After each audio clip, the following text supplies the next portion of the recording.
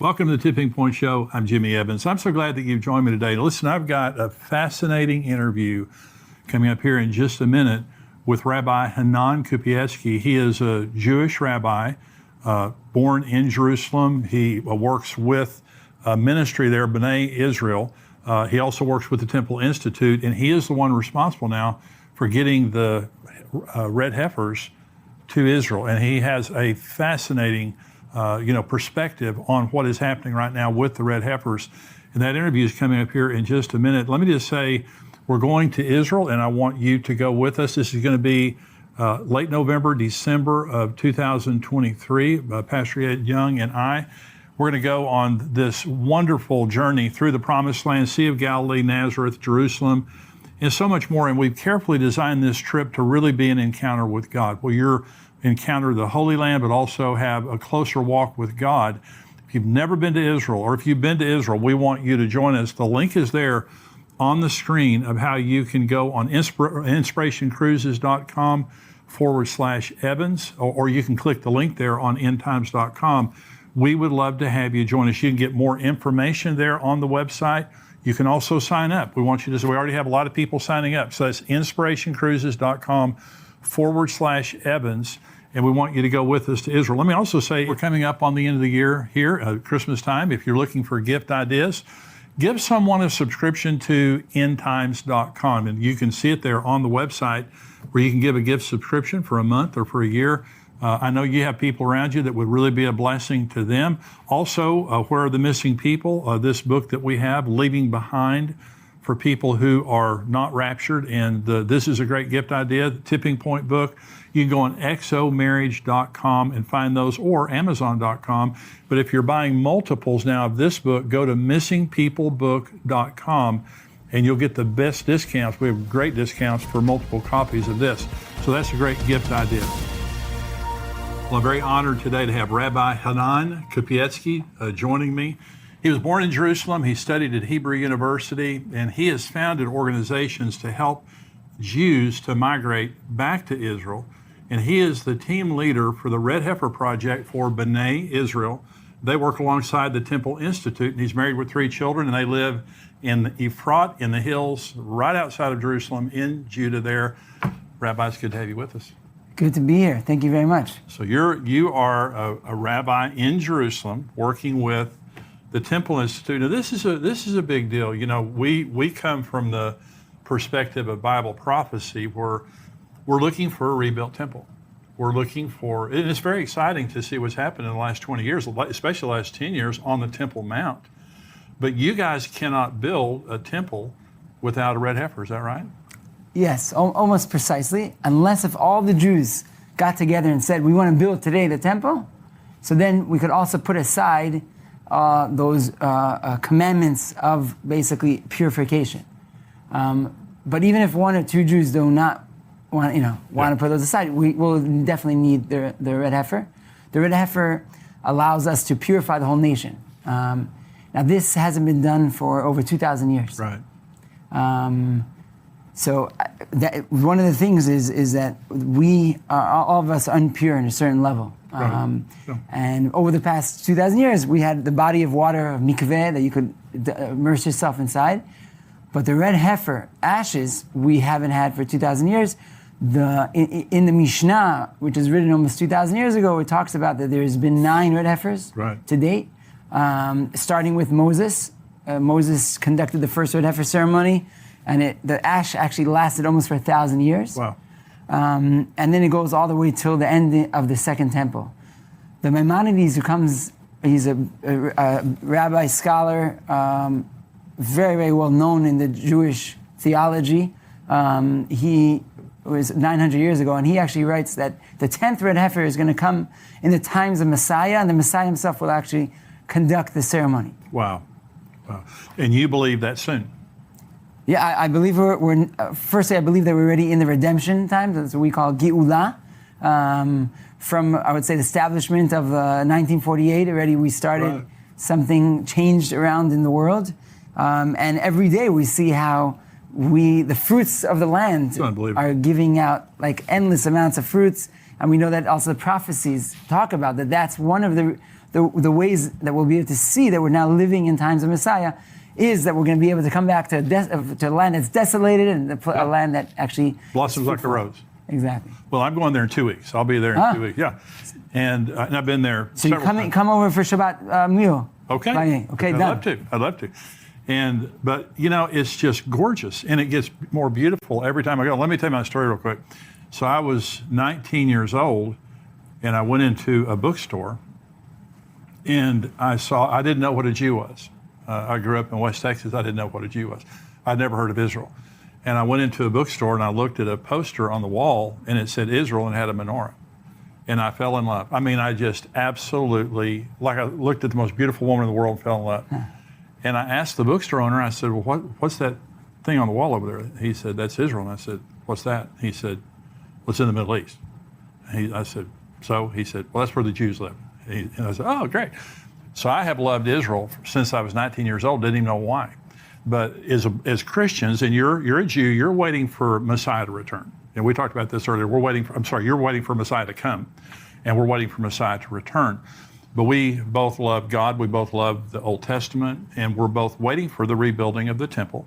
And we love the Jews and the people of Israel. Now, when the red heifer, you're a part of the project that Byron Stinson is a part of.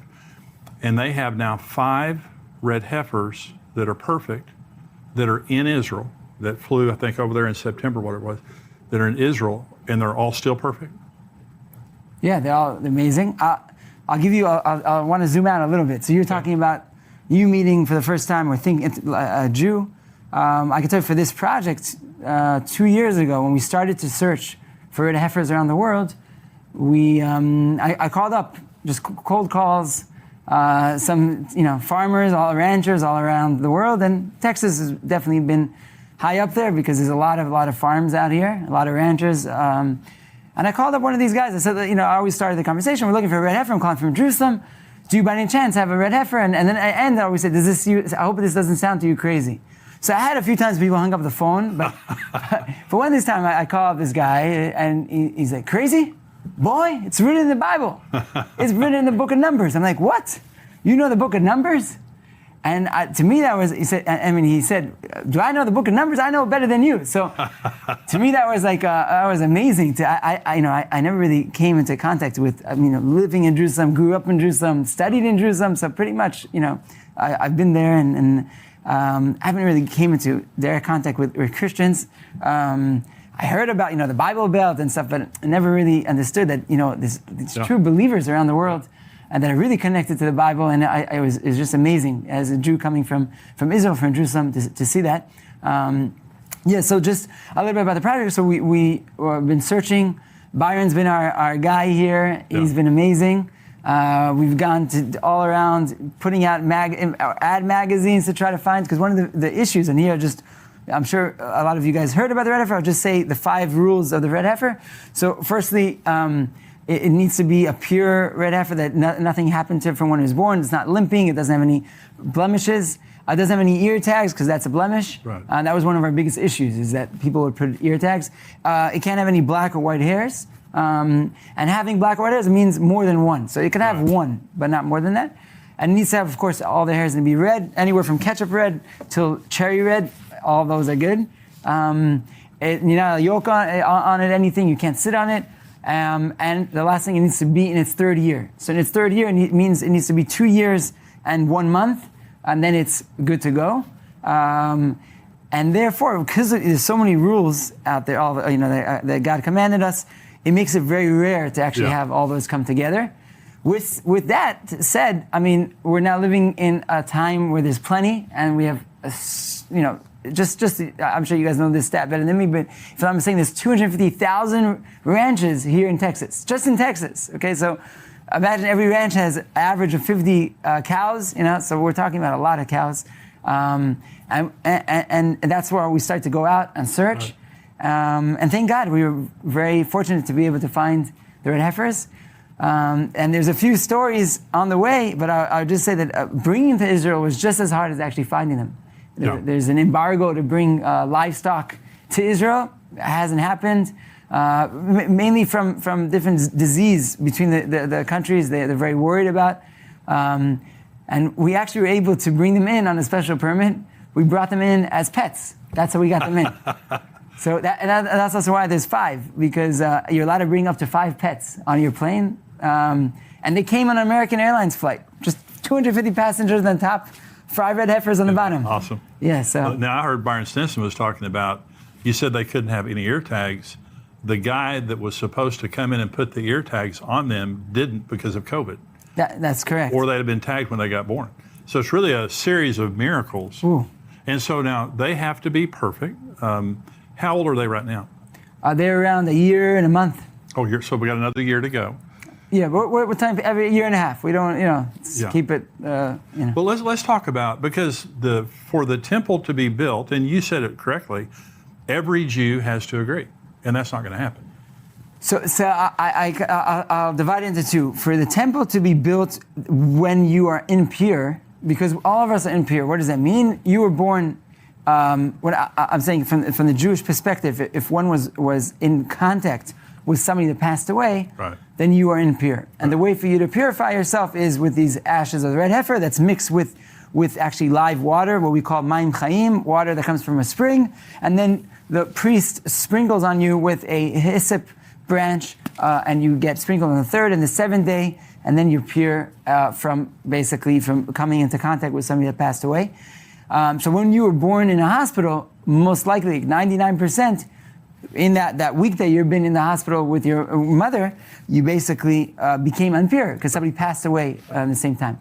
And therefore, there's 2 ways of going about building the temple. Either everybody says, listen, tum'ah hutra betzibur, which means that I probably would say even the majority of the Jewish people say, that's it, we're building the temple right away. And you could even put aside maybe the side of the purification. But there's another way, and it's even better than doing that, because hutra, which means we allow you if needed. But way better is, and also you don't maybe need the whole nation, you could also have many people coming together, is if you would have the red heifer ashes. That's even on a higher level, and it also would mean something to the Jewish people. You kind of would say it's also a sign from God. That's right. Within Jewish theology and within the Jewish beliefs and traditions, the red heifer is something that we anticipate. Just like Jerusalem is something that we anticipated to coming back into the old city walls. Right. And the same thing with the Temple Mount. The red heifer, from when you're in kindergarten, you learn about the red heifer. And it's something that you know that it's an act of God. To find that red heifer, to bring one to Israel. And then there's other elements that you need. You need a priest, you need a hyssop branch, you need a cedar tree, and then you also, of course, you need the plot of land, which we could also talk about. You have all those elements. In order for that to happen, there needs to be God's hand in it. Right. And when you see that God's hand's in it, you then feel like, okay, this is it. This is what we should be doing. And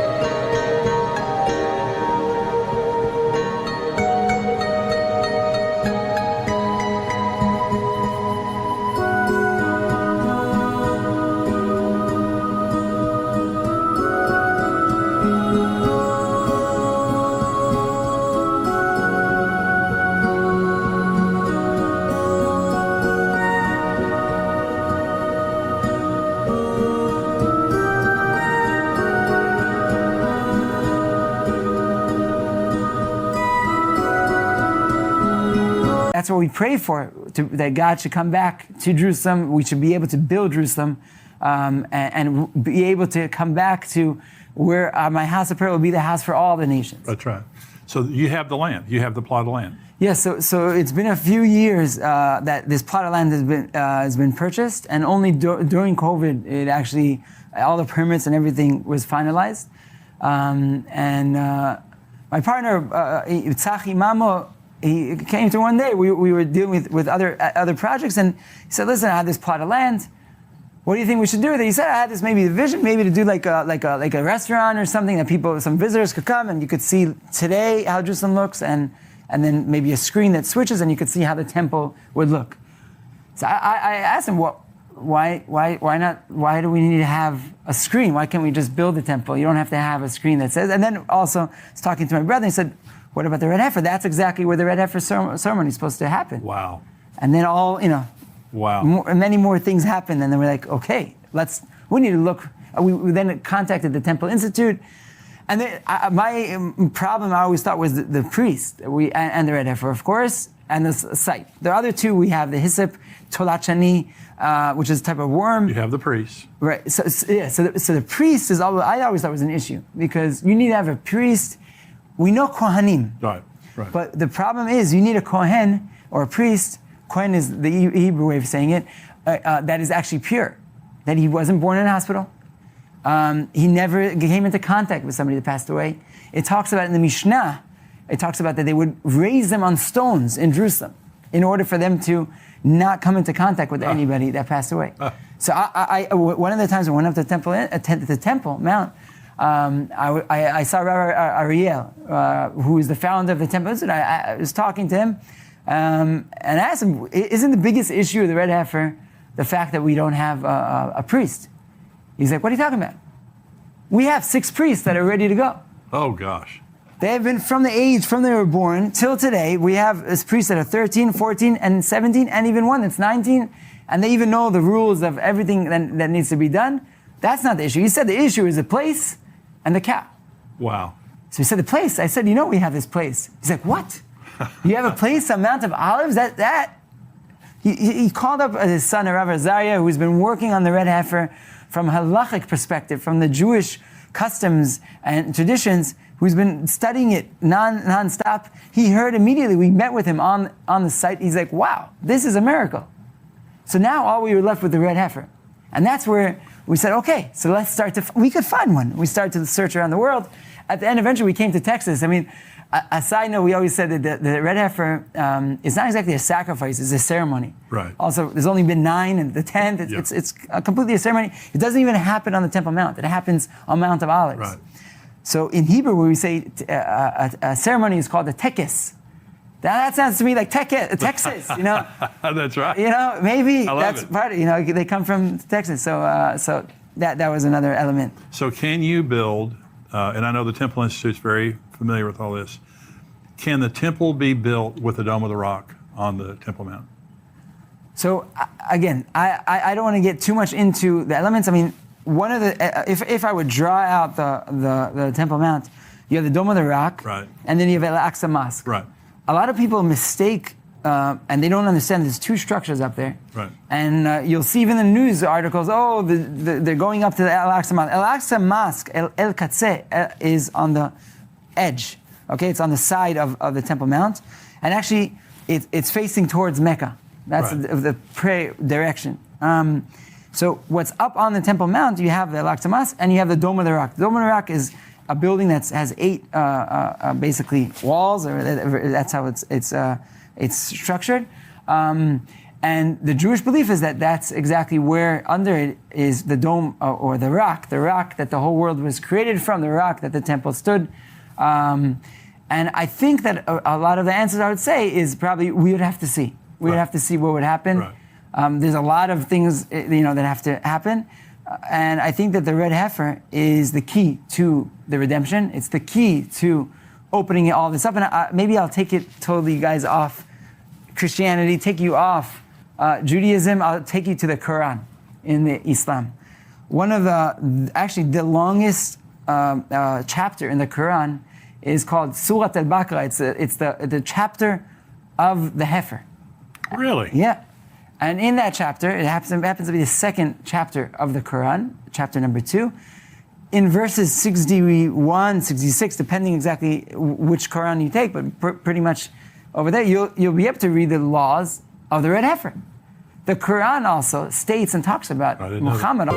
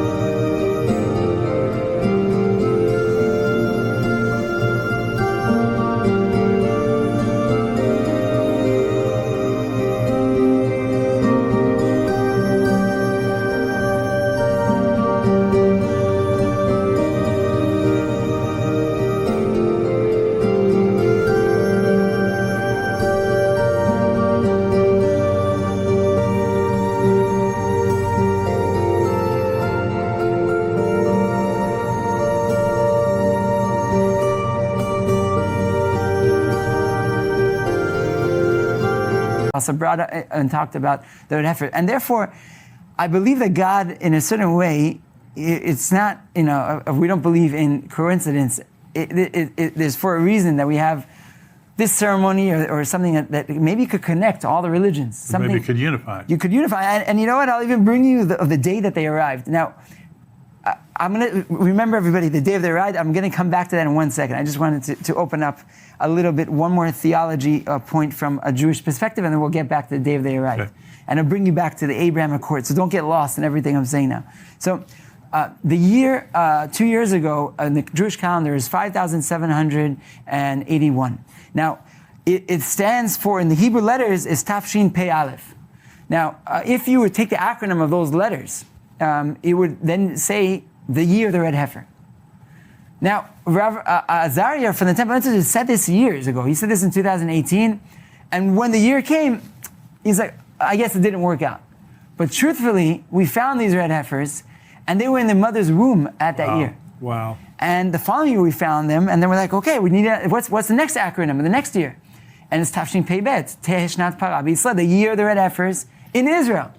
So that whole year, we were working nonstop for months on top of months upon months to try to bring them to Israel. And there was endless. I could give you a scenario where we tried to bring them right before Passover, and they're supposed to come on a flight through Belgium, but it got canceled. Why? Because Israel had a great demand for salmon, and instead they brought a plane from Oslo instead of our plane with the red heifers. So they canceled our plane, and once they canceled it, then Israel already didn't want them to bring them through Belgium. We tried bringing them through London, and bringing them up to driving them to Chicago, and we tried El Delta, United, you name it. We tried so many different things. At the end, we're like, we didn't give up. We're like, come on, this is super hard. It's so much red tape, and the more red tape that we cut, there was more that came. Eventually, they arrived. When did they arrive? They arrived 12 days before the end of that year. So they did. They came to Israel, the year of the red heifers in Israel. And what was that day? That day was 12 days before the end of the Jewish calendar, but it happened to be a day called the 15th of September. Now, what happened prior to that 2 years, to that 15th of September, was the Abraham Accords. That's when it was signed. Wow. Now, was that not another sign saying, okay, maybe this is the Abrahamic ceremony that should bring all the nations back together? That would be wonderful. You know, like we agree on so much. Even coming here, we were talking a little bit before the show. we agree on so much. That's right. Why have we been for centuries so dedicated on those 5% that we disagree instead of thinking about the 95% that we agree? That's right. And instead we could work together hand in hand and see prophecies fulfilling in front of our own eyes. That's exactly right. And that's our prayer.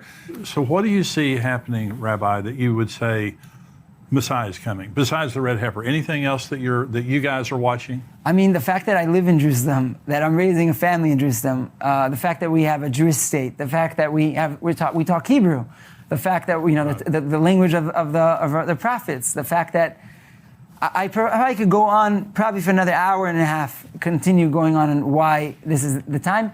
I think that when you're in Israel, as you said yourself, when you come to Israel, it all just makes sense. It says that Avira de'eretz Yisrael machkim, the air of Israel makes you in a certain way wiser. Yeah. And it's not just to a Jew. Anybody that comes to Israel, it kind of opens up your perspective. You start to see things in a different way. Yeah. And you just feel it.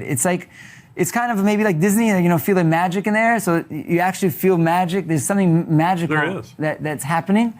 And I don't even think you have to you could just open your eyes and I could go on. So what I'm trying to say here is again and again, we could see the prophecies. I started off in the show saying about the fruits of the land, because I think that's something that's so feasible and so something that you could see and you could feel when you're walking in Machane Yehuda market and you have delicious fruits. Oh yeah. And you're like, wow, this is it.